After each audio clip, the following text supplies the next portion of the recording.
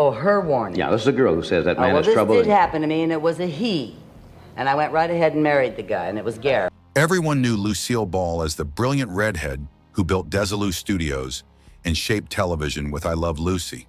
But power gave her something else, a front row seat to behavior the public never saw.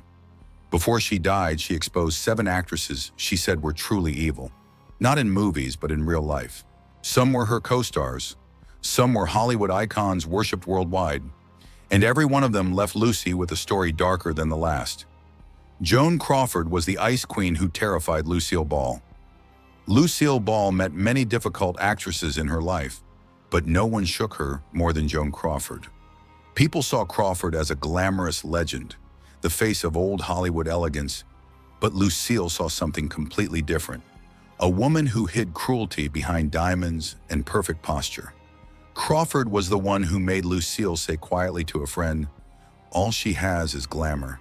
Underneath is nothing but ice." The turning point came in 1971 during Crawford's guest appearance on Here's Lucy. From the moment she arrived, Lucille felt the temperature shift, literally and emotionally. Crawford demanded the studio be kept exactly at 68 Quinty, that her chair be angled at a specific degree, and that lighting be adjusted to her bone structure. Lucille didn't even object. What bothered her came next. A young wardrobe assistant, only 22, brought Crawford a dress with a barely visible wrinkle. Crawford didn't correct the mistake. She destroyed the girl. Witnesses heard her hiss, "You're a useless little nothing.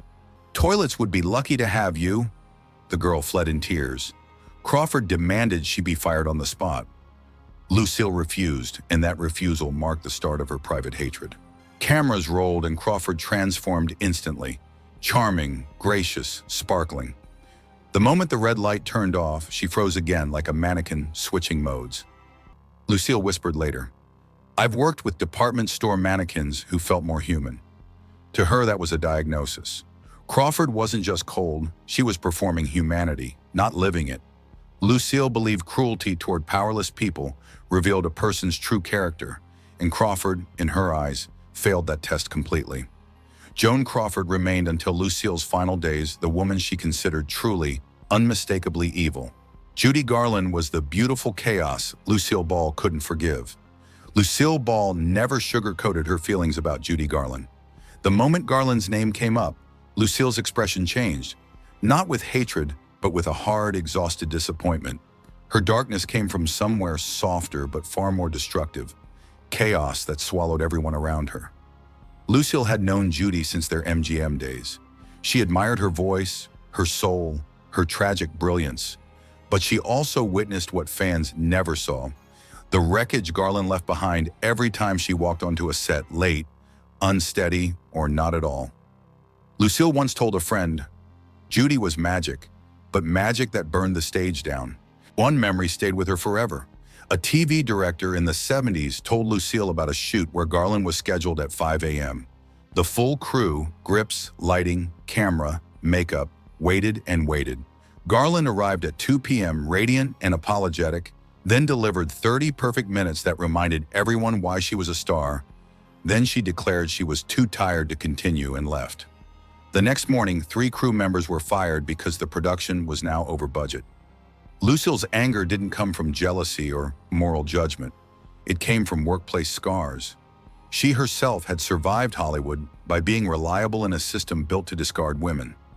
Watching Garland waste her gift while innocent people paid the price felt unforgivable. She said it bluntly at a private dinner. Talent doesn't excuse destruction, and with Judy, someone always got destroyed. Lucille never openly confronted Garland, but she quietly avoided working with her again. When Garland died in 1969, Lucille mourned the talent, but not the turmoil. To her, Judy wasn't evil in intent, but the damage she caused was real, deep, and impossible to ignore.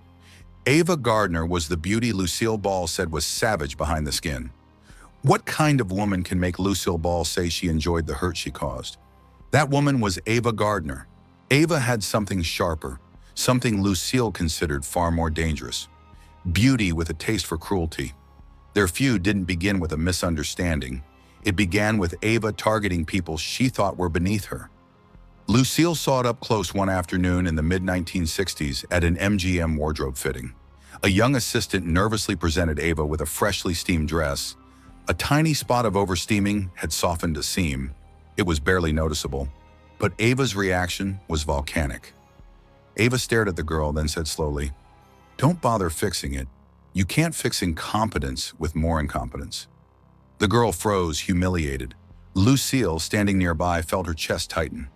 This wasn't diva behavior. This was pleasure in domination. Later, she told a confidant, Ava didn't make mistakes. She made victims. The tension escalated at an industry cocktail party. Someone mentioned Lucille's name in a casual conversation. Ava smirked and said loudly, "Oh, the washed-up clown. She's still working."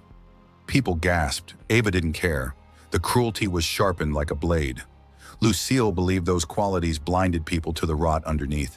She told a friend, if she hadn't been beautiful, no one would have tolerated who she really was.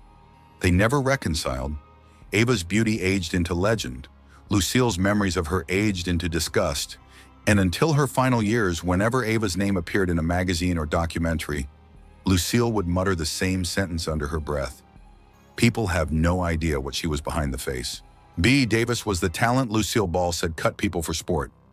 Everyone admired B. Davis's talent except Lucille Ball, who once asked privately, why does she enjoy hurting people so much with Bet? Lucille didn't need time to figure out what bothered her. The hostility was immediate, sharp, and unforgettable. Their worst encounter happened at an industry dinner in the mid-1960s. Lucille was only a few tables away when Bet began tearing into a young waiter who had mistakenly brought the wrong wine. The room fell silent as Davis snarled, "Do you even know how to read a label, or is that beyond you?" The boy apologized repeatedly, but Bet continued, savoring the humiliation like a performance. Lucille watched, stunned. This was deliberate cruelty. Later that night, Bet spotted Lucille and raised her glass in mock friendliness. Lucille didn't reciprocate. She had already seen enough. She told a friend afterward, Crawford was cold, but Bet enjoyed inflicting the wound. To Lucille, that was unforgivable. She respected talent relentlessly, but she despised anyone who used power to crush people trying to survive in the same industry. She once said, greatness should protect people, not break them. B and Lucille were never friends. They worked in the same city, the same era, the same circles, yet avoided each other like oil and water. Even decades later, when Bet appeared in tributes or retrospectives, Lucille declined joint interviews. Jaja Gabor was the woman Lucille Ball said was fake down to the bone. The moment Jaja Gabor's name came up, Lucille Ball didn't sigh or roll her eyes. She laughed. Lucille didn't fear Jaja. She didn't resent her success or her looks. What she hated, truly hated, was the fraudulence. Zaha wasn't just dramatic or spoiled. To Lucille, she was a walking performance, a woman who weaponized charm while treating people like disposable props. Lucille's disgust began at a charity event in the late 1960s. Cameras flashed and Zia Jah floated in, draped in diamonds and furs, smiling like royalty. The second the photographers left, everything changed. A volunteer politely guided her to a table. Jah snapped, "I don't sit with peasants." Lucille witnessed it from across the room. That one sentence was enough. But the worst moment came minutes later. A young volunteer, barely 20, accidentally brushed Zaza's coat. Instead of a simple correction, Jah leaned in and whispered, "Sweetheart, you touch my coat again, and I'll make sure you never work an event in this town again." Lucille felt sick because Ziza delivered it with a sweet smile, like she was offering a compliment. Later that night, Lucille vented to a close colleague, "Nothing about her is real. Not the accent, not the elegance, not even the kindness." To Lucille, fake kindness was worse than open cruelty. A fake person could disarm people. A fake person could fool the world. And Zaza never changed. Even decades later, when she slapped a Beverly Hills police officer in 1989, Lucille wasn't surprised. She simply said, "There she is, the real one." Lucille never forgave Zia, and in Lucille's eyes, the most dangerous kind of evil is the kind that smiles while it stabs. Now that you've heard the 7 names Lucille Ball revealed, which one shocked you the most? Do you think Hollywood still hides people like this today? Tell me your thoughts in the comments below. Your opinion might surprise others too.